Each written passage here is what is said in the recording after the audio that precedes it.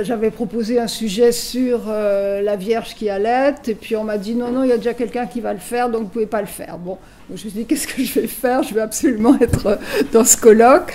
Donc je me suis dit, je vais prendre les saints qui ont été invoqués en dehors de la Vierge pour l'allaitement. Bon. Et donc, en fait, je me suis rendu compte en travaillant que la Vierge était partout. Hein. Vous allez voir que même quand il y a Sainte Agathe, mais derrière il y a la Vierge en fait. Hein, donc on ne peut pas échapper à la Vierge. Donc j'ai réintégré la Vierge dans cet exposé parce qu'elle est absolument centrale. Voilà. Mais donc c'est encore un petit peu en gestation tout ça. Il y a des choses qui ne sont pas très très claires. Et donc je vous demande d'être un peu indulgent. Alors, l'allaitement, bon, je ne vous apprends rien, a toujours été considéré comme vital pour la survie du nouveau-né et pour le futur de l'humanité en général, parce que si un enfant n'est pas nourri de lait humain, que ce soit celui d'une nourrice ou celui de sa mère, eh bien, il risque de mourir. Les alternatives avant la pasteurisation sont extrêmement dangereuses pour le nouveau-né. Et il y a des proverbes qui l'indiquent très très bien, qui avaient déjà été cités par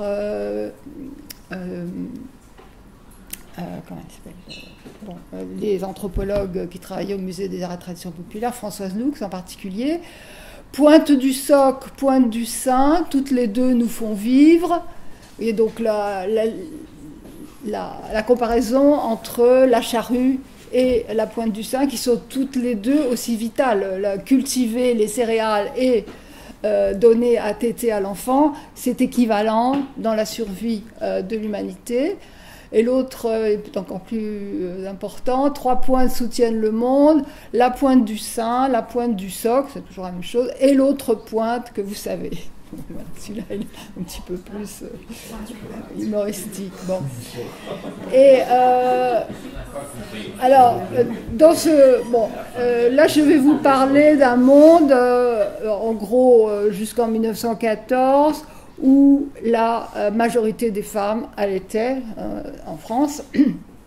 Et donc, elles n'étaient pas toujours sûres d'avoir du lait et elles pouvaient avoir des maux de sein. Les seins pouvaient être engorgés ou gâtés, comme on disait. Le lait pouvait se tarir ou être rentré. On a des descriptions de lait rentré. Le lait pouvait devenir empoisonné et donc faire mourir l'enfant. Et donc, ce malheur pouvait avoir différentes causes, en particulier la colère ou une émotion trop forte avait le pouvoir de stopper net la production de lait. Il y a des tas de récits là-dedans depuis Louise Bourgeois.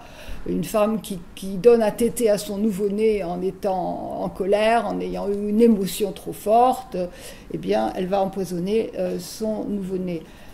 Ou bien un sort peut avoir été jeté à la nourrice, ou comme au bétail, alors comme aux vaches, par une personne malveillante. Et alors, dans ces cas-là, les recours sont variés. Hein. Alors, quand on a des maux de sein, on peut utiliser des pommades, des potions faites avec des simples collectés dans la campagne. Mais on utilisait beaucoup les recours religieux, donc c'est ça que je vais aborder aujourd'hui. Alors, prière, pèlerinage à la Vierge à différents saints, prière devant des statues sur lesquelles on place les vêtements du nourrisson. Parce que ce qui m'a intéressé ici, c'est les rituels, c'est tout ce qu'on fait autour de ces sanctuaires, de ces fontaines. Donc on peut placer les vêtements du nourrisson sur les statues, ou on peut les tremper dans les fontaines. Alors aussi ça, j'ai découvert aussi la circumambulation autour des sanctuaires, c'est-à-dire le fait de tourner autour des chapelles en récitant des prières avec un nombre défini de tours de chapelle, sinon ça ne marche pas. Grattage de certaines statues pour ingérer leur poudre dans de l'eau, lavage dans des fontaines sacrées, port d'amulettes ou de pierres sacrées. Bon, je vais vous parler de tout ça. Alors, sur quoi est-ce que je m'appuie? En gros, sur ce qu'on appelle les travaux des folkloristes, qui, à partir des années 1850 jusque dans les années 1950, en gros, ont collecté en France et en Italie, enfin surtout en France, je me suis surtout inspirée des travaux français, ont donc collecté des rituels, des croyances, des superstitions, comme on disait, mais enfin eux ils ne disent pas superstition parce qu'ils respectent infiniment toutes ces choses qui sont en train de disparaître à l'époque où ils se mettent à les collecter. Et donc qui s'appelle Arnaud Falgenep, Paul Sébillot, Jean Saint-Yves ou Giuseppe Pitre pour la Sicile, qui est immensément célèbre, qui peuvent nous sembler donc souvent étranges ou ridicules. Alors c'est compliqué parce que quand vous lisez cette littérature qui est quand même abondante et qui, Dieu merci, est sur Gallica, donc on peut travailler relativement confortablement là-dessus. Eh bien, vous avez l'impression d'avoir toute une série de petites choses. Et comment est-ce que ça fait système? Comment est-ce qu'il y a une rationalité là derrière? Comment comprendre tout ça? Et donc, je vais m'efforcer de vous donner quelques explications, mais je ne suis pas sûre d'avoir réussi. Comment fonctionnait leur efficacité, alors pratique et leur efficacité symbolique, ça c'est une distinction à laquelle je tiens énormément parce que ça structure finalement toute l'analyse. C'est Lévi-Strauss qui a fait la distinction entre ces deux modes d'action du rituel.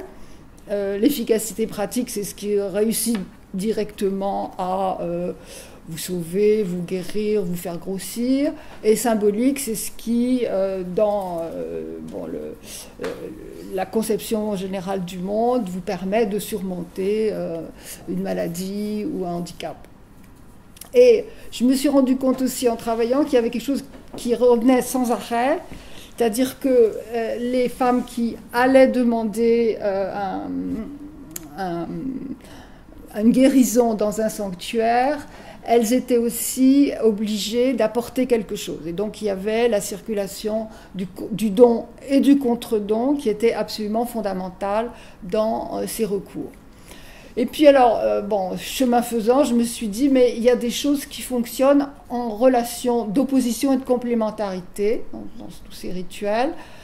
C'est le lait avec le sang, le lait avec ou contre le feu, le lait humain et le lait animal, le lait et l'eau, le lait et les pierres. Bon. Alors, je vais vous parler ici de multiples intercesseurs qui sont soit des femmes, la Vierge Marie, Sainte Anne, Sainte Élisabeth, Sainte Agathe, Sainte Brigitte, quelques autres, et aussi des hommes, Saint François d'Assise, un peu moins nombreux, mais il y a aussi des hommes qui peuvent soigner les seins des femmes qui ont des problèmes. Et Saint Pantaléon, qui est le moins connu. Alors, le lait de la Vierge, je croyais avoir fait le tour du lait de la Vierge dans l'histoire de l'allaitement, mais en fait, pas du tout, parce que c'est sans fin. La Vierge, donc, c'est sans conteste celle dont l'intercession est la plus recherchée. De très nombreuses églises conservent des ampoules contenant un liquide blanchâtre qui est censé être du lait de la Vierge, devant lesquelles les mères venaient prier pour obtenir une bonne lactation. Calvin, déjà au XVIe siècle, dans son traité des reliques, se moque de ce culte du lait de la Vierge. Il n'y a si petite Villette, ni si méchant couvent, soit de moines, soit de nonins, où l'on ne montre du lait de la Sainte Vierge, les uns plus, les autres moins. Tant il y a que si la Sainte Vierge avait été une vache, ou qu'elle eût été nourrice toute sa vie, à grand-peine en eût-elle pu rendre une si grande quantité. Bon. Alors, à l'origine de ces reliques, on trouve un lieu qui s'appelle la grotte du lait à Bethléem, grotte où, selon les évangiles apocryphes, la Vierge se cacha tandis que Joseph allait acheter des provisions pour la fuite en Égypte. En attendant son époux, Marie, qui était très émue à cause de la fuite, voulant donner, c'est le moment du massacre des innocents, voulant donner à téter à l'enfant Jésus, laisse échapper une goutte de son lait qui tombe sur le rocher et l'amollit. Et depuis le VIe siècle, c'est la poudre blanche de ce rocher, qui est de la galactite au sens géologique, qui fut rapportée comme relique dans de nombreuses églises d'Europe et d'Orient. Donc, et petit à petit, à partir du VIe siècle, dans le monde chrétien, cette roche a eu le pouvoir de donner du lait aux mères qui en étaient privées. Bon, alors je rappelle les deux premiers exemplaires. Bon, il y a beaucoup de choses de ces diapos qui sont du copier-coller de Wikipédia. Mais il y a du bon et du très bon et du très mauvais dans Wikipédia. Hein. Et là, j'ai trouvé quelques articles qui étaient quand même... Bon, alors là, je vais passer rapidement. Enfin, sachez que Charlemagne en avait reçu une portion au IXe siècle et l'avait déposée dans l'église de Corbie. Et déjà au XIe siècle, ce qui est intéressant quand même, c'est que dès le XIe siècle, Guibert de Nogent, qui est un grand théologien, faisait la liste des reliques qui lui paraissaient suspectes, parce qu'elles les étaient déjà, et mentionne le lait de la Vierge contenu dans une colombe de cristal et d'or dans la cathédrale de Laon. Et à la cathédrale de Chartres également, il signale que Saint Fulbert, qui est évêque de Chartres, avait été guéri du mal des ardents par les gouttes de lait de la Vierge, aurait fait enchâsser ce liquide dans un reliquaire d'argent. Bon, alors ce qui est intéressant pour cette grotte du lait à Jérusalem, c'est que elle est vénérée aussi bien par les femmes chrétiennes que les femmes musulmanes. Hein, et que donc elles y vont aussi bien chrétiennes que musulmanes, et pour s'adresser à la Vierge Marie, pour leur demander une bonne lactation. Alors voilà à quoi ça ressemble, ce que j'ai trouvé sur Internet. Alors en bas, une gravure du 19e siècle. Et puis là, c'est l'entrée. Et à l'intérieur, on voit un petit peu donc cette pierre blanche. En fait, c'est comme de la craie, la galactique. Et en fait, on sait que déjà dans l'Antiquité, cette craie, enfin cette galactite, avait le pouvoir de faire venir ou d'augmenter le lait des femmes, des vaches et des brebis. Il y a souvent une analogie entre la lactation des femmes et la lactation des animaux. En fait, c'est une argile qui délayée dans de l'eau, teinte l'eau en blanc et donc la fait passer pour du lait. Alors, ce qui est très étonnant, c'est que jusqu'au XIXe siècle, les franciscains, qui étaient les gardiens de cette grotte, distribuaient des galettes faites avec la terre de cette grotte, moulées dans des petits moules et transformées en ce qu'on appelle des terra sigillata, donc des morceaux de terre avec un seau, en forme de pastille. Et les pèlerins devaient mélanger à de l'eau et la boire, hommes et femmes ensemble. Enfin, c'était aussi utilisé comme rituel contre la stérilité, hein, avec les pilules de Sainte Colette, dont je ne sais rien pour le moment, mais je vais me renseigner, qui faisaient partie de ce qu'on appelait la pharmacie franciscaine. Alors, ce qui est intéressant quand même, c'est que ces pilules-là, c'est des pilules qui sont conservées à Londres par la Wellcome Library. Elles ont donc continué à être fabriquées pendant tout le 19e siècle. Mais aujourd'hui encore, alors je crois qu'on n'en vend plus aujourd'hui, mais j'ai vu une vidéo sur Internet de l'intérieur de la grotte aujourd'hui. Il y a des photos de bébés. Et en fait, aujourd'hui, apparemment, les couples viennent plutôt y chercher un remède à la stérilité, hein, puisqu'on voit beaucoup de photos de nourrissons nés après la consommation de terre de la grotte par leurs parents après le pèlerinage qui rentre ce lieu. Alors, maintenant, pour ces ampoules de lait qui étaient conservées dans les églises, bon, il n'y en a pratiquement plus maintenant, mais il y en avait énormément. Là, un polygraphe du 19e siècle, Colin Clancy, dit qu'il y en avait 69 sanctuaires d'Europe, mais je pense qu'il y en avait encore beaucoup plus. Alors, ce qui est intéressant, c'est qu'à Rome, il y en avait conservé à Saint-Nicolas in Carcere. Et ça, c'est très intéressant parce que c'est une prison qui a remplacé l'ancien temple dit de la piété filiale, qui lui-même a remplacé une prison où le grec Simon, d'après Valère Maxime, avait été nourri par le lait de sa fille. C'est l'épisode dit de la charité romaine, qui m'intéresse par ailleurs pour son iconographie tout à fait étonnante d'une jeune femme qui donne à téter à son père, très âgé et en prison. Et voilà que maintenant, sur cet endroit, eh bien, on vénère des gouttes de lait de la Vierge. Bon, alors, il y a toutes sortes d'églises qui en ont conservé. Il y en avait à Saint-Marc, il y en avait à Saint-Antoine de Padoue, il y en avait à Saint-Louis de Naples. Bon, bref. En France, il y en avait à Soissons, à Corbie, à Royaumont.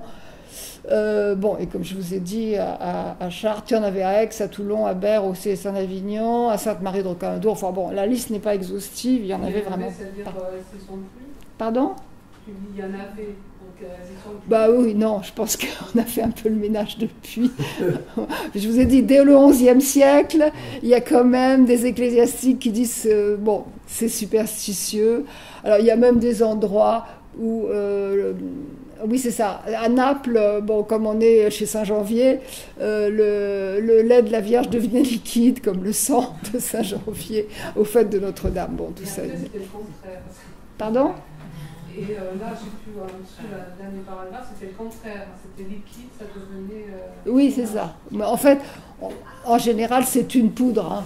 C'est de la poudre de la grotte de Bethléem ou d'ailleurs. Hein.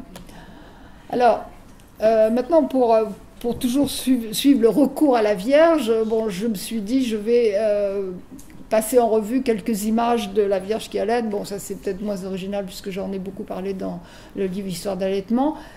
Mais je voudrais insister que sur ces peintures qui représentent la Vierge qui allait, étaient des peintures aussi de recours, c'était des peintures de dévotion devant lesquelles les femmes allaient prier.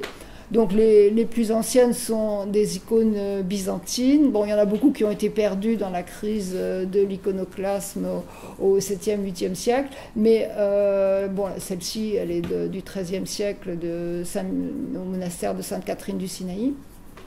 Et ce qui est intéressant, c'est que ces icônes qui représentent la Vierge qui allait, elles ne sont pas tellement répandues, hein, à côté de toutes les autres icônes où la Vierge tient l'enfant Jésus, soit sur les bras, soit devant elle. Bon, enfin, il y a toutes sortes de positions qui signifient des choses théologiques. Mais là, c'est pour ça que j'ai mis les dimensions. C'est un tout petit panneau de bois qui fait 15 cm sur 20. Vous voyez, c'est grand comme ça. Ce sont des icônes de dévotion privée, qui était vraiment faite pour qu'une femme la regarde et puis demande sans cesse une bonne lactation. Bon, alors, mais le thème n'a pas été tellement développé dans les icônes byzantines, alors qu'en Occident, le thème de la Vierge qui allait a connu un énorme succès. Alors, surtout à partir des dévotions franciscaines. Vous avez ici cet ermitage du Greccio, dont les peintures datent du XIVe siècle, mais qui rappelle un épisode, le miracle de Noël en 1223, quand c'est la première célébration d'une crèche, en fait, dans l'histoire liturgique, en quelque sorte, qui a été mise en avant par saint François. Et donc, saint François est en adoration ici devant un enfant nouveau-né. C'est une première crèche vivante. Il a vu aussi apparaître l'enfant Jésus. Et puis, il a vu donc aussi la Vierge allaiter l'enfant. Donc, bon, je ne vais pas insister beaucoup, mais dans toutes ces premières représentations, l'enfant n'a pas une tête d'enfant, il a une calvitie d'homme fait, il est ce qu'on appelle un puer senex, un enfant vieillard, c'est-à-dire un sage, un enfant Dieu, en fait. Alors, bon, ça, vous la connaissez aussi, celle-ci. Bon, elle n'est probablement pas de Léonard, hein, mais bon, mais elle est très, très belle. Et surtout, alors, ce qui est très intéressant, c'est qu'on a un corps d'enfant qui est spiralé, et qui montre à la fois son sexe et un petit oiseau ici qui est un chardonneret, qui est l'oiseau qui annonce la passion parce qu'il a une petite tache rouge sur la tête et qu'il se nourrit d'épines et de chardon. Bon. Et évidemment, ces images de Vierge qui allaitent ne sont pas du tout réalistes. Malheureusement, dans ce colloque d'Erfurt, il y avait quelqu'un qui a fait quelque chose sur ce genre de tableau et qui a dit « Regardez comme c'est joli, une mère qui allaite son enfant ». J'ai été obligée d'intervenir dans la discussion en disant « Mais c'est pas du tout réaliste, les enfants sont jamais allaités nus. C'est une peinture théologique qui doit montrer un corps d'enfant qui est un véritable homme, mais aussi un véritable Dieu. » C'est ça, finalement, le but de ces peintures. D'où la représentation du sexe, en fait, très très réaliste, oui, qu'on a ici, justement. Alors là, c'est déjà le XVIIe, mais cet enfant est encore nu, parce qu'on a encore besoin de représenter son humanité, en quelque sorte. Mais on atteint déjà un peu plus de réalisme par la position de la Vierge, quoique la manière dont la mère presse son sein n'est pas très bonne pour la lactation. Je pense que... Mais elles sont presque toutes comme ça, en fait. Oui, oui, oui. C'est surtout la position du sein. Hein. Oui, oui. Bon. En revanche, celle-ci là, des Louis le Nain, elle est, à mon avis, mis à part la nudité de l'enfant, bon, qui est évidemment pas... l'enfant est assez bien calé sur... Mais déjà ici, on est en 1640, on n'a plus besoin que le spectateur voie véritablement l'enfant, et donc on peut justement insister sur les échanges de regards entre la mère et l'enfant pendant l'allaitement. Et puis la dernière, qui est probablement la plus réaliste, celle-ci, on voit à peine la tête de l'enfant. Bon, ce qui pour une peinture de dévotion, c'est un handicap, hein, parce que finalement le fidèle, il voudrait bien aussi voir la tête de l'enfant Jésus. Mais là, ce qui est joli, c'est que le peintre a représenté un maillot réaliste, un maillot dégrafé. C'est le maximum qu'on fasse pour le confort de l'enfant pendant l'allaitement. On lui laisse les jambes à peu près libres, mais sinon il est solidement emmailloté. Bon, je vais passer rapidement. Bon, alors ces peintures donc étaient donc des peintures devant lesquelles les femmes demandaient la faveur d'une bonne lactation. Elles pouvaient être dans des églises ou dans des oratoires privés. Et là, déjà, devant ces peintures, qui étaient sur des autels de la Vierge, souvent, qui étaient aussi des sculptures, on sait que les femmes allaient à l'autel de la Vierge offrir à Busserolles en Dordogne du pain et du lait, à Saint-Pardoux-la-Rivière, toujours en Dordogne, elles apportaient des fromages faits avec leur propre lait. C'est quand même assez étonnant. Et donc, don contre don, la Vierge devait accorder un don de lactation. Alors, on a aussi, à partir du XIIIe siècle, de très nombreux recueils de miracles de la Vierge écrits en langue vernaculaire. Il y en a en latin avant, mais ils sont en langue vernaculaire dans toute l'Europe occidentale, du Portugal jusqu'aux îles britanniques. Et c'est souvent illustré, comme ici, de très belles miniatures. Et la Vierge guérit là des moines malades en versant sur eux des gouttes de son lait.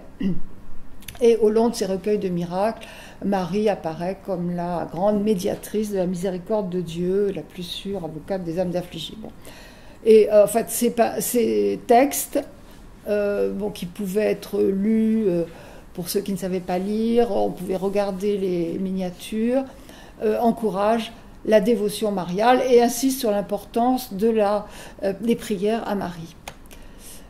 Alors, en XVIe siècle, donc on trouve des miracles du lait de la Vierge dans d'autres lieux que dans les livres.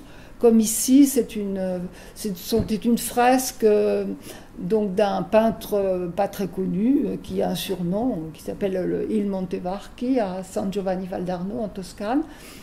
Et alors, ce qui est très intéressant, c'est que c'est comme une BD, puisque sous les petites images, enfin c'est pas la très belle peinture, c'est la peinture documentaire, on a un récit en italien. Et en 1478, une épidémie de peste a tué les 2 parents de ce nourrisson. Bon, ils sont dans leur suaire là, et c'est la grand-mère Monna Tanzia qui l'a récupéré. Et elle cherche ici une nourrice, elle ne trouve pas, et en désespoir de cause, elle lui met son sein flétri. Enfin, le peintre a vraiment représenté une vieille femme, une grand-mère, donc elle lui met le sein flétri dans la bouche, et elle prie la Madone, et la Madone lui accorde un lait merveilleux qui va réussir à élever l'enfant jusqu'à ce qu'il puisse être sevré. Et ici, elle va remercier la Madone dans un petit sanctuaire qui est sur les remparts de la ville. Et à la suite de ce miracle, on a construit cette église Santa Maria delle Grazie.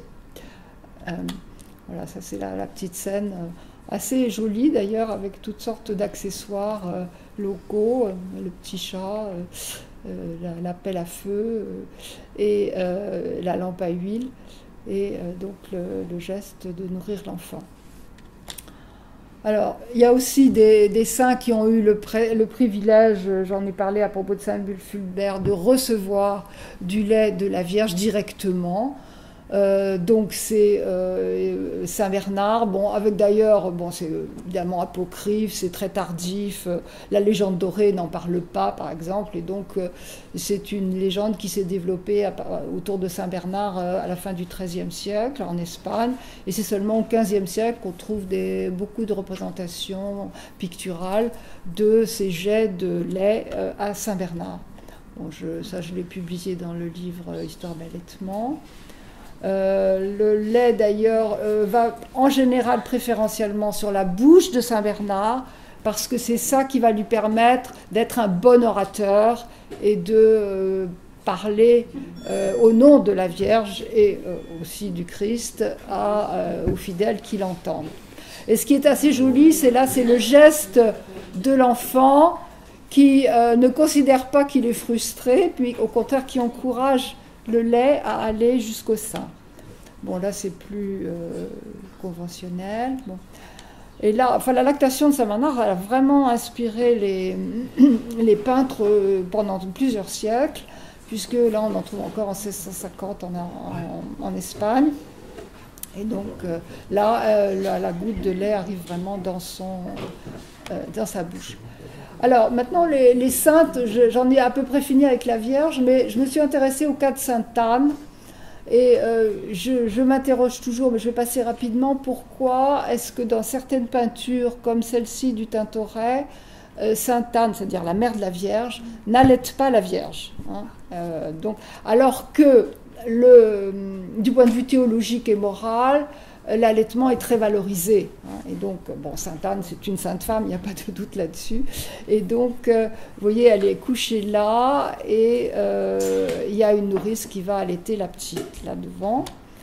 Là, bon, c'est une peinture de Ghirlandaio à Santa Maria Novella. Là, on ne sait pas qui va allaiter l'enfant, mais apparemment, ni la mère, ni aucune servante ne vont l'allaiter. Et puis ici, c'est une peinture des frères Lenain qui se trouve à Notre-Dame de Paris, et où là encore, Sainte Anne est là et une nourrice va allaiter l'enfant. Alors, la seule explication que je trouve à ce non-allaitement par une sainte personne, c'est le fait de justifier que le premier lait des mères au XVIIe siècle est considéré comme du mauvais lait, parce que le lait n'a pas eu le temps de monter depuis l'utérus et de se transformer de sang en lait.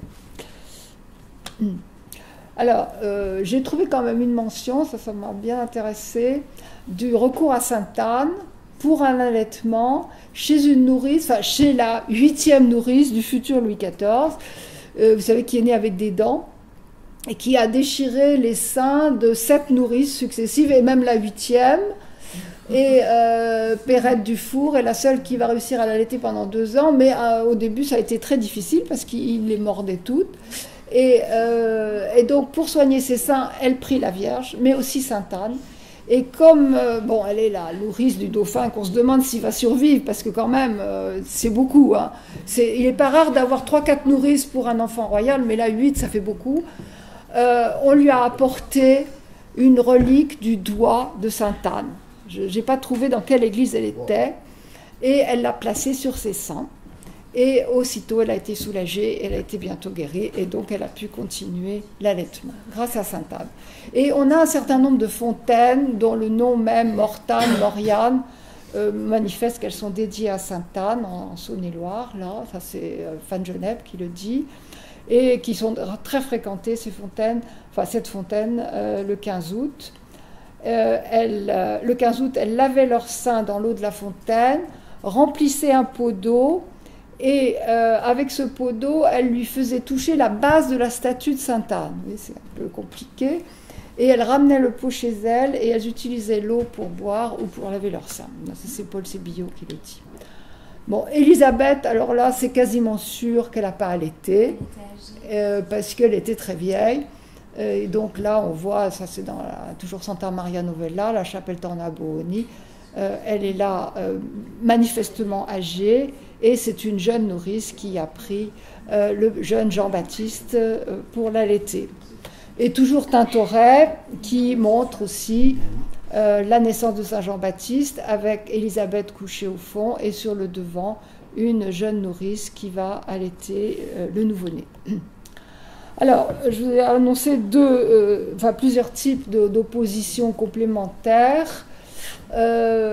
Lait et sang. Bon, dans la médecine des humeurs, le lait humain produit par la femme après l'accouchement est considéré comme le résultat d'une cuisson, d'une coction, on dit à l'époque, qui blanchit le sang de l'utérus et le fait remonter aux mamelles. Et ce que montre très bien Léonard dans ce dessin, c'est que, bon, il a très bien représenté l'homme. C'est une scène de copulation, mais la femme est réduite à un utérus. Mais on voit très nettement que de l'utérus part une veine qui monte au sein et qui va donc amener le sang de l'utérus qui va le cuire, le blanchir et le faire remonter. Il y a 3 choses qui se font et qui va l'amener au sein. Et il faut le temps que cela se passe, ce qui explique pourquoi le premier lait est considéré comme pas assez cuit, pas assez blanc, donc on ne le donne pas au bébé avant seulement au XVIIIe siècle qu'on va découvrir qu'il est très bon pour purger justement le méconium du bébé. Alors, donc avec cette histoire de sang ou de lait, eh bien, une femme ménopausée comme une grand-mère, qui n'a plus ses règles et ne peut plus être enceinte, théoriquement ne peut pas produire de lait, sauf s'il se produit un miracle. Et la Vierge est capable d'accomplir ce genre de miracle, on l'a vu avec la grand-mère de tout à l'heure, mais Saint François d'Assise a aussi accompli ce miracle au XIIIe siècle, selon le récit fait par un de ses compagnons. On a un récit de tous les miracles de Saint François par Tommaso da Celano en latin. Et c'est l'histoire d'une grand-mère de 80 ans. C'est exactement la même histoire que celle de San Giovanni Valdarno. Une grand-mère âgée de 80 ans ne trouvait pas de nourrice pour allaiter son petit-fils orphelin. Elle adressa une prière à Saint François, qui venait de mourir. Le saint vint la visiter et lui dit « Mets ton sein dans la bouche de cet enfant, et le Seigneur, alors c'est pas la Vierge, le Seigneur te donnera beaucoup de lait. » Donc la vieille femme fut alors capable d'allaiter son petit-fils avec un lait. Bon, le lait est toujours encore plus beau que si elle avait eu du lait naturellement. Alors, ce qui est intéressant, c'est que dans un certain nombre de peintures du XVIIe siècle, enfin même d'avant, on trouve une analogie entre le lait de la Vierge et le sang du Christ. Et une analogie au point qu'ils sont quasiment à égalité.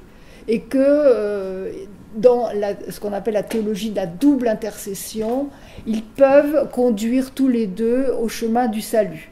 Et ça vient d'une pensée sans doute apocryphe d'ailleurs de saint Augustin, qui aurait dit « J'hésite entre le sang du Christ et le lait de sa mère ». Ce qui est intéressant, c'est qu'on a pas mal de représentations de cette double intercession, dont celle-ci quand même de Rubens, qui n'est pas n'importe qui, peinte pour un couvent d'Augustin. Vous voyez, Saint Augustin, entre la Vierge qui montre son sein, il n'y a pas d'enfant Jésus, elle montre son sein tout seul, et le Christ qui montre ses plaies. Autre représentation, toujours dans le monde espagnol d'ailleurs, enfin bon, Rubens n'est pas espagnol, mais il a travaillé pour des couvents espagnols, puisqu'il y a beaucoup de couvents augustins en Espagne, ça c'est le couvent de Séville. Donc là aussi, Saint Augustin se trouve entre la Vierge qui a sorti un de ses seins et le Christ en croix qui montre ses plaies. Et puis celle-ci, je l'ai donnée dans l'ouvrage sur l'histoire de l'allaitement, mais je la trouve toujours aussi extraordinaire. C'est un ex-voto après une épidémie de peste qui est peint en fresque sur l'église des Augustins de San Gimignano, et dans laquelle on voit le Dieu le Père qui envoie les flèches de la peste sur la pauvre humanité qui est là en dessous, mais qui heureusement, les flèches sont arrêtées par Saint Sébastien. Mais qu'est-ce qui intercède pour les hommes auprès du Père qui a l'air d'un Jupiter en colère? C'est la Vierge qui montre ses deux seins quand même, c'est quand même assez étonnant, hein. Elle est topless, on pourrait dire. Et le Christ qui montre ses plaies. Ouais. C'est très très étonnant. Donc là encore, il faut se référer à cette théologie augustinienne qui n'était pas partagée par tout le monde, hein, et ces peintures, au bout d'un certain temps, ont commencé à faire scandale. Alors, saint Augustin n'est pas invoqué par les mères qui allaitent, mais en revanche, un saint mineur qui s'appelle saint Pantaléon, qui aurait été martyrisé vers 305, et a été considéré comme un protecteur des mères, des nourrices et des enfants qui pleurent, parce que son corps a produit un mélange de lait et de sang. Bon, il a été aussi médecin de l'empereur Maximien, et donc il est aussi le patron des médecins. Bon, la plupart de ces saints du lait sont aussi polymorphes, hein, ils peuvent finalement soigner plusieurs maladies. Alors, il est particulièrement honoré dans cette petite église de Lucé, près de Chartres. Et là, ce qui est intéressant, c'est que Jean-Baptiste Thiers, qui en 1741 a écrit un traité des superstitions, qui est une mine pour les historiens, parce que ça date vraiment des superstitions très précisément, raconte qu'il y a déjà, enfin qu'il y a depuis longtemps, des rituels autour de cette statue de Saint Pantaléon.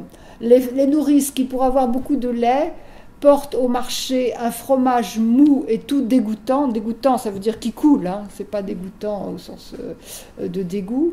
Le vendent au marché et donnent l'argent qu'elles en ont eu à la fabrique de Saint Pantaléon, après s'être fait dire un évangile de ce saint martyr. Cela se pratique assez communément proche Chartres, dans l'église de Lucé, dont Saint Pantaléon est le patron. Donc ça, c'est l'église telle qu'elle existe aujourd'hui. Et puis là, c'est un vitrail moderne, enfin 19e. Alors maintenant, le lait et le feu, ça c'est tout à fait intéressant. Je ne pensais pas trouver tant de choses. Bon, d'abord, il y a cette peinture que j'ai aussi publiée dans l'histoire de l'allaitement. Le lait de la Vierge peut arrêter le feu le plus puissant, qui est celui des flammes du purgatoire, hein, comme on le voit sur cette peinture espagnole de Machuca, où la Vierge Marie envoie des gouttes de son lait.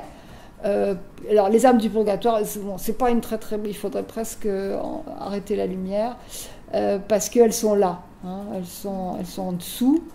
Et donc le lait va jaillir. Là aussi, l'enfant aide le lait à arriver jusqu'à son but. Et la Vierge, donc, allaite les... Ouais, je ne sais pas si vous les voyez un peu mieux, là. Oui, d'accord. Donc, alors... Non, vidéo. Oui. Alors, il y a une sainte qui a à la fois le pouvoir de donner du lait et d'arrêter le feu, qui est Sainte Agathe, dont vous avez probablement entendu parler, donc qui est une sainte qui a vécu à Catane au milieu du IIIe siècle. Bon, elle était d'une très grande beauté, fut persécutée par le sénateur Quintianus, auquel elle s'était refusée. Il voulait l'épouser, elle était chrétienne, elle ne voulait pas se marier, et puis il était païen, et il lui fit subir de nombreuses tortures, dont les seins coupés, qui va rester cette caractéristique iconographique. Mais en prison, c'est ce qu'on ne sait pas toujours, elle a été visitée par Saint-Pierre, et elle a été guérie de ses maux de sein. Et après, elle a été quand même martyrisée avec d'autres tortures, et son décès fut accompagné d'un tremblement de terre qui ébranla toute la ville. Et 1 an après sa mort, l'Etna entra en éruption, menaçant la ville de Catane, et selon la légende, les habitants s'emparèrent du voile qui recouvrait la sépulture d'Agathe, le placèrent devant le feu qui s'arrêta aussitôt, épargnant la ville. Donc là, j'ai réuni l'iconographie de Sainte Agathe est extrêmement riche. Bon, ça commence d'une manière très sobre par la procession des Vierges Saint Apollinare in Nuovo au VIe siècle à Ravenne, où elle est là tout à fait chaste, enfin il n'y a absolument rien d'horrible. Et puis ça devient très très vite assez cruel et affreux. Alors, il y a des historiens qui disent, voilà, on est là dans des tortures genrées. Bon, c'est évident qu'on ne peut pas faire ça aux bons hommes. Et donc, qu'est-ce que ça veut dire sur les femmes? Moi, je ne me suis pas aventurée sur ce terrain-là, je vous laisse fantasmer là-dessus.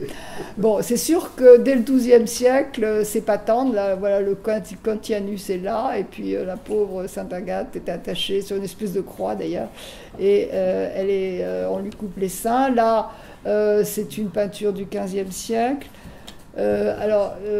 Toujours au XVe siècle, j'ai trouvé intéressante ce polyptyque de Syracuse. Ce qui est intéressant, c'est que Syracuse, menacée comme comme Catane par l'Etna, honore aussi Agathe. Et que Agathe est là. Alors, c'est le début de cette iconographie où Agathe porte ses seins sur un plateau, comme des petits gâteaux. Et j'ai trouvé ça intéressant, qu'elle soit en face de la Vierge qui allait. Vous voyez, ça c'est Syracuse. Hein. Et donc, elle a deux pouvoirs, très clairement, donner du lait aux mères et guérir leurs maux de sein, puisqu'elle a été guérie par Saint-Pierre, et arrêter le feu, bon, puisqu'elle a arrêté le feu de l'Etna. Alors, il faut savoir quand même que le feu, ça veut dire, les flammes, les laves, mais ça veut dire aussi toutes les souffrances d'une maladie grave, le feu intérieur dont on peut brûler quand on est malade. Bon, là, je passe rapidement. Elle est très populaire en Italie, en Espagne.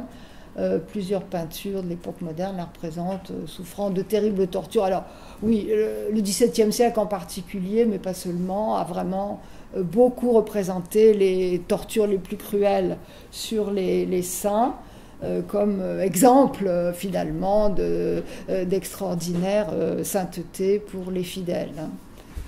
Bon, mais jusqu'au XVIIIe, alors, on a à la fois des représentations apaisées comme celle de Zurbaran, où quand on ne sait pas ce qu'elle porte sur son plateau, on peut trouver ça très joli, et puis des représentations quand même extrêmement douloureuses, très belles au demeurant de Tiepolo en 1755, mais là aussi il a atténué le sang qui coule et les seins coupés.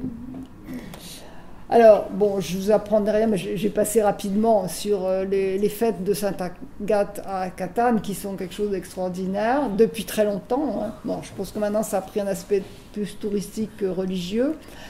Et, elle est la patronne des pompiers, mais pas seulement. Et sa fête à Catane dure 3 jours, en 3 ou 5 février. Son reliquaire, ici, est porté en procession dans toute la ville. Du pain et de l'eau sont bénis pendant la messe et conservés comme talisman sous le nom de pain d'Agathe. Et alors, il semble que cette fête d'Agathe à Catane a succédé au VIe siècle à une fête païenne en l'honneur d'Isis, qui était aussi une divinité qui allaitait aux Russes dans le panthéon égyptien. Vous savez que ce culte d'Isis s'est propagé dans tout l'Empire romain à partir du 1er siècle. Et au cours de cette fête d'Isis, donc, à la fin de l'Empire romain, on offrait à la déesse du lait dans des seaux en forme de sein. Bon, donc c'est tout à fait intéressant de voir qu'il y a une continuité entre un certain nombre de rituels. Et à cette occasion, des biscuits en forme de sein sont fabriqués pendant la fête de Sainte Agathe. On les appelle Mine di Sant'Agata ou Minuzzo, je les ai montrés là. Donc c'est fait avec de la ricotta, des fruits confits, des pistaches et une cerise confite sur le dessus. Je passe rapidement. Alors, j'ai trouvé des choses tout à fait passionnantes sur la chapelle de Sainte Agathe à Langon, dans l'île Vilaine, qui a été précisément construite sur un temple, ou probablement des thermes. Enfin, on a retrouvé sous un enduit une fresque en très mauvais état où il y aurait une Vénus anadyomène. Bon. Et donc il y avait un soubassement romain avec probablement un culte ou des termes. Bon, alors ça a été transformé en église comme beaucoup de bâtiments antiques et consacré d'abord à un obscur Saint-Vénier, et au XVIIe siècle elle est dédiée à Sainte Agathe. Bon, apparemment sans relique. Hein. Et les mères, alors ici on a vraiment des descriptions très précises parce que j'ai trouvé sur internet un mémoire d'architecture de l'école d'architecture de Rennes consacré à cette église où ils ont regardé toutes les sources qu'il y avait. Et donc ils racontent que les mères tournaient 7 fois autour de la chapelle et ensuite elles entraient dans la chapelle pour prier, 7 fois. Et un homme, voulant se moquer des femmes, tourna 7 fois autour de la chapelle et sentit ses seins se remplir de lait. Ça, c'est classique. Hein. Dans tous les rituels qu'il y a autour de ces lieux où il y a des seins, du lait, des hommes se moquent des femmes. Et il leur arrive une punition quand ils ont fait le rituel, en croyant qu'il ne va rien leur arriver, eh bien, leurs seins se remplissent de lait. Et ils sont obligés de faire amende honorable, de demander au sein de l'église, enfin de la chapelle, de les vider de leur lait. Bon. Et alors, ce qui est très intéressant, c'est que dans les années 1830, le curé de la chapelle a décidé de la fermer parce qu'il trouvait ces pratiques superstitieuses. Hein. Bon, il y a un grand vent de rationalité. Mais les femmes continuèrent à venir autour de la chapelle et placèrent leurs offrandes, pain et fromage blanc, dans les fissures des murs et de la porte et à travers les fenêtres. Hein. Et il semble que le pèlerinage ait continué jusque dans les années 1930. Alors, il y a une autre pratique qui est attestée dans les Vosges au XIXe siècle. Le jour de la Sainte-Agathe, les femmes venaient à la messe en faisant bénir de la filasse de chanvre ou de lin, qu'elles conservaient ensuite pour en garnir leur sein si elles avaient des maux de sein ou si leur lait commençait à se tarir. Donc c'est tout à fait aussi intéressant. Le chanvre et le lin, bon, qui sont des textiles qui sont utilisés par les femmes, peuvent aussi, une fois bénis, leur servir de remède pour les maux de sein. Alors, il y a aussi, dans le Finistère, je ne sais pas si tu connais, Maille, Notre-Dame de Tréguron à Gouézec. Là aussi, il y a eu un très ancien culte de Sainte-Agathe. Alors, c'est une chapelle à Notre-Dame, mais il y a aussi un culte à Sainte-Agathe. Et là, les femmes tournaient 3 fois autour de la chapelle avec leur corsage délacé. Et après chaque tour, elles lavaient leurs seins dans la fontaine. Puis, elles entraient dans la chapelle, récitaient 5 pater et 5 ave et donnaient quelques piécettes dans le tronc des pauvres. Voilà. Alors, Agathe est aussi très populaire en Savoie. Il y a un très bel article d'Arnold Falkeneb sur la Savoie, où quelques églises possèdent des reliques. Alors, pourquoi la Savoie pourquoi est-ce qu'on honore Agathe si fort en Savoie? C'est parce que le culte est venu de Sicile quand le duché de Savoie en 1713 a annexé la Sicile. Et donc, elle est surtout invoquée contre le feu et tout ce qui brûle au sens propre et au sens figuré. Les éclairs, les incendies, les gelées, la grêle, le cancer, jusqu'au mal d'amour, enfin vraiment figuré. Hein. Et dans certains villages, comme à Catane, on fabrique des pains et des gâteaux en forme de saints, mais qui ne sont pas mangés, qui sont bénis le jour de sa fête et rapportés à la maison pour protéger les hommes, les femmes et les bêtes des accidents et de la maladie. Et alors, ce qui est intéressant, c'est qu'en certains endroits de Savoie, donc, sa fête est un jour spécial pour les femmes. C'est une sorte de 8 mai des femmes. Les femmes se rassemblent entre elles et font la fête. Et alors, ce qui m'a aussi intéressée par rapport à la Vierge et les âmes du purgatoire, c'est qu'en Tarentaise, Sainte Agathe est aussi invoquée en faveur des âmes du purgatoire. À Montfort, les femmes, après avoir embrassé ces reliques, offrent du vin pour étancher la soif des âmes. Et à Rognais, elles donnent des grains de blé pour racheter les âmes dites de Sainte Agathe, hein, le jour de sa fête. Donc il y a un lien. C'est toujours parce que ces âmes brûlent dans le feu. Alors là, apparemment, sa voix, elle n'est pas du tout invoquée, d'après ce que dit Van Gennep, pour avoir du lait. Hein. Elle est uniquement invoquée contre les incendies. Alors il y a plein de saints plus ou moins connus. Il y a Sainte Émerance, qui est aussi alors très très honorée en Bretagne, à Bain de Bretagne en particulier, parce que dans cette chapelle, jusqu'au XXe siècle, les flammes plaçaient sur la tête de la statue les bonnets des nourrissons à protéger. Et à La Pouez, en Maine-et-Loire, il y a aussi une chapelle d'où vient cette statue, où c'est une jeune compagne, c'est la sœur de lait de Sainte Agnès, et elle a été martyrisée sur sa tombe en 304, et elle porte donc sur cette statue des pierres avec lesquelles elle a été lapidée. Alors, ce qui est intéressant, c'est que les saints qui portent comme ça des pierres ou des choses sur leur ventre, eh bien, ils soignent les maux de ventre. Hein, et donc, ça, c'est aussi très intéressant. Jacques Gélis a écrit un très bel article sur ce qu'il appelle les saints des entrailles. Alors, laine animale, bon, alors plusieurs saints protègent à la fois les femmes qui allaitent en même temps que les animaux qui donnent du lait.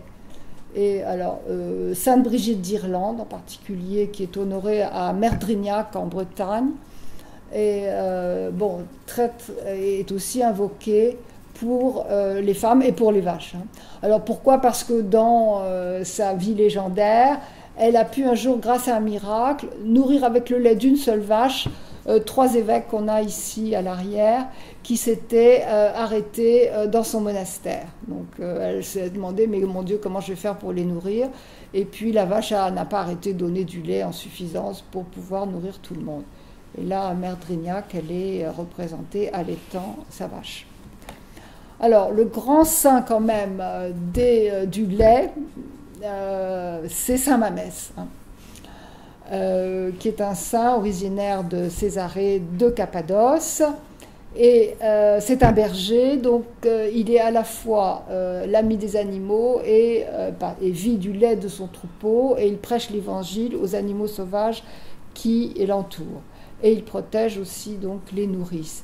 Alors il protège les nourrices, selon Van Gennep, c'est parce qu'il y a une proximité phonétique entre son nom et les mamelles. Bon, c'est pas très clair. Comment enfin, c'est sûr qu'il a été berger et qu'il a protégé les animaux. Voilà, là, il est en train d'enseigner l'évangile aux animaux. Alors, en fait, là, ce que je vous montre, ce sont 3 des 8 tapisseries dont les cartons étaient dessinés par Jean Cousin, donc un très grand peintre du XVIe siècle, pour la cathédrale Saint-Mamès de Langres, qui est le grand lieu du culte de Saint-Mamès. Donc là, il y a une de ces 3 tapisseries il y en a 5 qui sont perdues, il y en a 3 qui restent, il y en a 2 qui sont à Langres et une qui est au Louvre. Donc celle du Louvre, c'est celle qui est en meilleur état d'ailleurs, elle a été bien restaurée. Et là, il est en train d'être arrêté en fait par le duc Alexandre, qui est le gouverneur de Cappadoce, qui le condamne à mort. Et là, il va finalement être mis sur un brasier, ici, mais le feu n'a pas de prise sur lui, et il est finalement achevé avec un coup de trident. Là, vous avez un personnage qui tient un trident qui va l'achever. Et donc, ce qui est intéressant, c'est comme il a été frappé d'un coup de trident dans le ventre, il va aussi guérir les maux de ventre. C'est aussi un des fameux saints des entrailles dont a parlé Jacques Gélis. Alors, ce qui est intéressant, c'est que c'est un saint de Cappadoce. Vous allez me dire, qu'est-ce qu'il fait à Langres? Eh bien, c'est parce que ces reliques ont été volées. Bon, il y a des histoires incroyables de reliques volées, vous le savez, pendant le Moyen-Âge, et notamment à la suite du sac de Constantinople par les croisés en 1204. Donc ces reliques qui avaient été apportées à Constantinople ont été volées par les croisés et rapportées à Langres, où elles sont toujours. Alors les voilà d'ailleurs. Donc la principale relique de la cathédrale de Langres, c'est la tête, ce qu'on appelle le chef du saint. Alors ce qui est étonnant, c'est qu'il y a une autre tête de Saint Mamès dans l'église paroissiale d'une des églises paroissiales de Saragosse en Espagne. Et ce qui est curieux, c'est que le reliquaire actuel, qui date de 1854, qui est là à droite, montre le saint comme un très jeune homme androgyne, ce qui explique qu'il soit particulièrement invoqué contre les tranchées des enfants. Donc c'est un saint des entrailles, mais comme il est très jeune, c'est aussi, il peut guérir les enfants. Et là, c'est le haut du reliquaire qui laisse entrevoir donc la boîte crânienne quand on l'ouvre. Vous voyez ici. Voilà. Alors, ce Saint Mamès est très populaire aussi en Italie du Nord. Il y a eu une expo à la cathédrale de Langres en 1994 où ils ont raconté finalement tout ce culte, en particulier en Italie du Nord, près de Belluno. Il y a une vallée qui s'appelle la vallée de Saint Mamès, enfin de Saint Mamante, et il y a une chapelle la chapelle est là, avec une fontaine recouverte d'une voûte. Et jusqu'en 1950, mère, nourrice, enfants, mais aussi vaches, moutons, chèvres, allaient à la fontaine pour être guéris et avoir davantage de lait. Et en allant à ce pèlerinage, les femmes apportaient un fromage fait de lait animal. Et bon, elle pouvait aussi invoquer donc Saint Mamès, est aussi un saint qui porte contre lui, non pas les pierres de sa lapidation, mais ses entrailles, hein, et donc qui manifeste bien qu'il peut guérir des maux de ventre. Alors c'est un saint polymorphe, puisque toujours en Italie du Nord, il peut être soit représenté en jeune berger avec un lion, puisqu'il a vécu avec les bêtes sauvages, soit ici, alors c'est la seule, tenant un sein dans ses mains, et ou en jeune berger remplissant de lait un bol pour une mère et son enfant. Voilà. Alors, à Brianza, au nord de Milan, il est aussi l'objet d'un rituel de la part des femmes qui viennent d'accoucher ou qui veulent avoir une bonne lactation. La femme devait encore apporter au sanctuaire du pain et du fromage qu'elle posait sur l'autel du saint pendant un certain temps. Elle quittait la chapelle et devait offrir le pain et le fromage consacrés à la première personne qu'elle rencontrerait, en priant pour que cette personne accepte ce don de pan di fioi, pain des enfants, c'est-à-dire du lait, qui rendrait possible l'aide du saint. Et en France, le culte de Saint Mamès est aussi très populaire autour de la fontaine et de la chapelle, c'est ce que j'ai représenté là, de Saint-Sénery, le Girail, Orne, en Normandie. Bon, là je vais passer rapidement. Saint-Hénora est honoré dans l'église de Prestin-les-Grèves. Là, les femmes apportaient une bouteille de lait pour avoir une bonne lactation. Là, il y a aussi Sainte-Catherine, dans certains cas, comme ici en Gironde, qui peut aussi donc donner une bonne lactation à la fois aux femmes qui ont les seins taris, ou bien aux jeunes mariées qui veulent déjà prévoir qu'elles auront assez de lait pour leur enfant à venir. Alors, lait et eau, bon, je vous ai montré qu'il y a souvent des fontaines autour de ces chapelles, et donc beaucoup de ces fontaines sont dédiées d'ailleurs à la Vierge. Et alors, il y a des rituels tout à fait intéressants, par exemple à Notre-Dame de Trégouronne, à Ederne, dans le Finistère. Les femmes font tomber dans la fontaine, une à une, 3 épingles de leur corsage, en faisant à chaque fois le signe de la croix. À Saint-Igeau, dans les Côtes du Nord, le pouvoir de l'eau et de la fontaine est fondé sur la théorie des vases communicants. Ça, c'est le seul exemple que j'ai trouvé. Tout en récitant des prières, la femme doit vider le bassin de la fontaine avec une écuelle. Puis elle se rend à la chapelle et y récite un chapelet, c'est-à-dire très long, hein, c'est 5 dizaines. Elle retourne ensuite chez elle, et à mesure que le bassin de la fontaine se remplit, les seins de la femme se remplissent de lait. Alors, voilà un rituel complexe. Hein. Là, dans les Landes, à la fontaine de Las Poupées, se trouve une grotte dont les aspérités ressemblent à des mamelles. La femme qui va avoir du lait doit faire une petite offrande, prier la Vierge et remplir une bouteille d'eau sacrée qu'elle emportera à la maison. Bon, une offrande de fromage à la source. Bon, je passe rapidement. Autrefois, la campagne était aussi remplie de pierres sacrées. Ça, Jacques Gélis en a excellemment parlé dans L'arbre et le fruit. Notamment, les femmes qui voulaient avoir un enfant se frottaient contre des pierres. Et à Saint-Laurent-les-Mâcons, dans l'Ain, la nuit, les femmes allaient dans les bois et se dénudaient jusqu'à la ceinture. Elles frottaient leur ventre contre une pierre levée pour avoir des enfants, ou bien elles frottaient leur sein contre la pierre pour avoir du lait. Bon. Dans le Cantal, les jeunes mères frottaient leur sein contre des pierres préhistoriques. Oui, ça, c'est des choses qui sont assez souvent décrites, ce qu'on appelait des pierres de lait, qui augmentaient aussi la production de lait des vaches. Et enfin, des amulettes à blé étaient portées autour du cou ou attachées au corsage, des pierres variées, agates, chalcédoine, perles de corail, simples pierres percées, appelées pierres préhistoriques.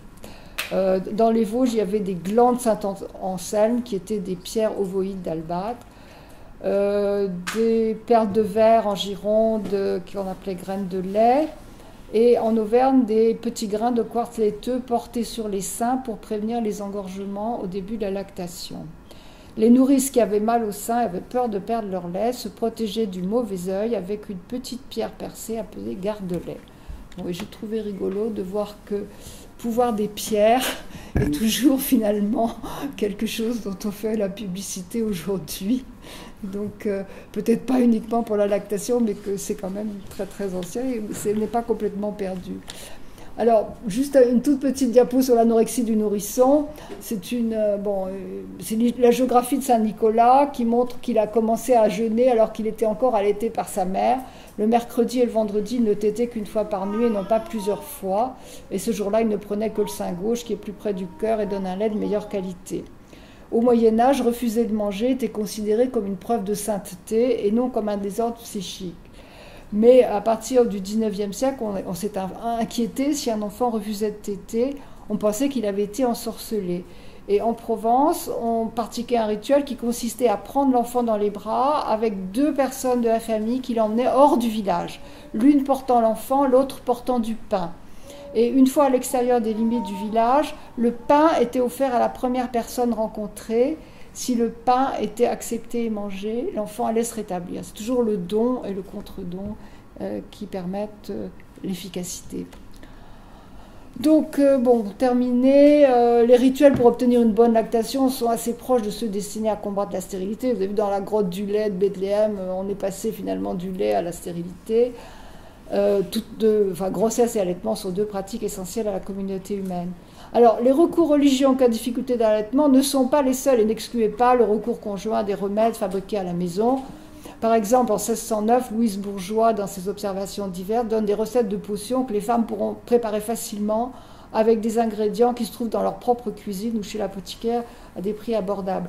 Par exemple, pour soigner les maux de sein, elle propose une embrocation d'huile rosa et de vinaigre sur le sein avec une feuille de chou rouge. J'en avais parlé quand on avait fait l'exposé avec Alison Clermont, pour poser la feuille de chou sur le sein et avec du miel. Et donc petit à petit, le sein va guérir. Et Louise Bourgeois avait expérimenté cette recette sur elle-même. Voilà. Donc il y avait finalement toute une gamme de recours. Entre la prière devant l'autel de la Vierge, devant la statue, la peinture, les rituels où on tourne autour de la chapelle, où on va se laver dans la fontaine, où on rapporte de l'eau de la fontaine, et au pèlerinage à la grotte du lait à Jérusalem. Voilà. Bon, merci, j'ai probablement parlé trop longtemps.